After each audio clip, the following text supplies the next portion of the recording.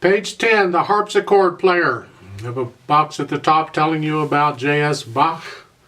He was a famous composer back in the 1700s, and read all about it. He really wrote some nice stuff. I want to talk about this piece, starting with the right hand. It's a 4/4 time. It's got two sharps. We're in the key of D major.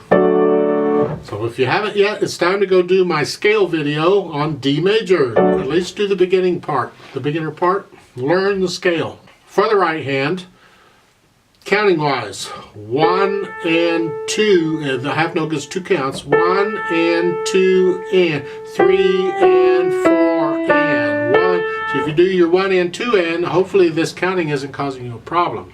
For the articulation, look at the second and third measure of the first line. You have slur and then staccato, and I use the finger staccato. Now how short is the staccato? You decide. I tend to play my staccatos very short. Other people don't play them quite so short.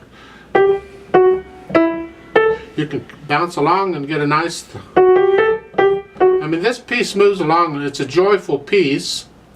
And so you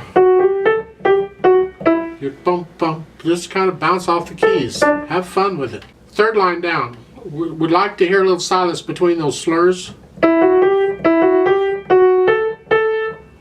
So try and do that. Also with the dynamics, it's important that you do the dynamics shown in here, because the first two measures of a line is usually louder, and then the second two measures is like softer. It's an answer. You have a statement, answer. The statement is, and then the answer is.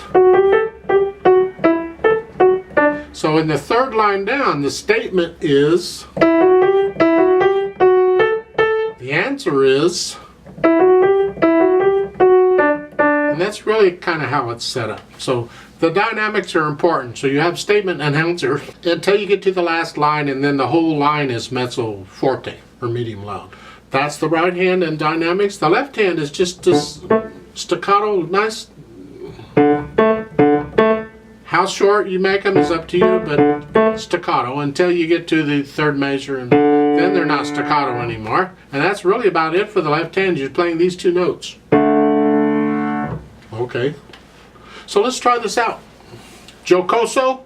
See that jocoso thingy? Go look it up. It means happy and all that. Have fun with it. It's a nice piece.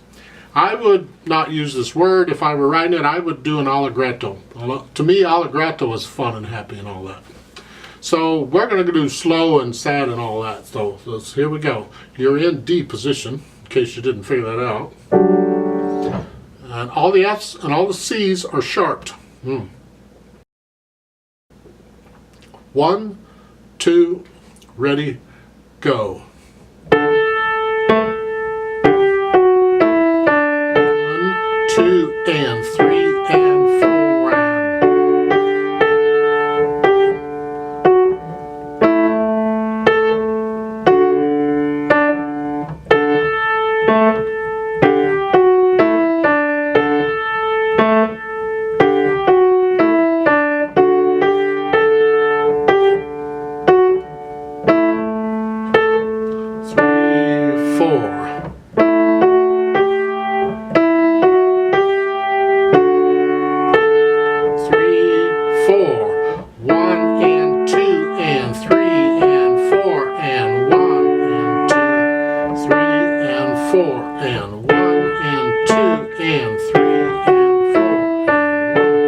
2 and 3 and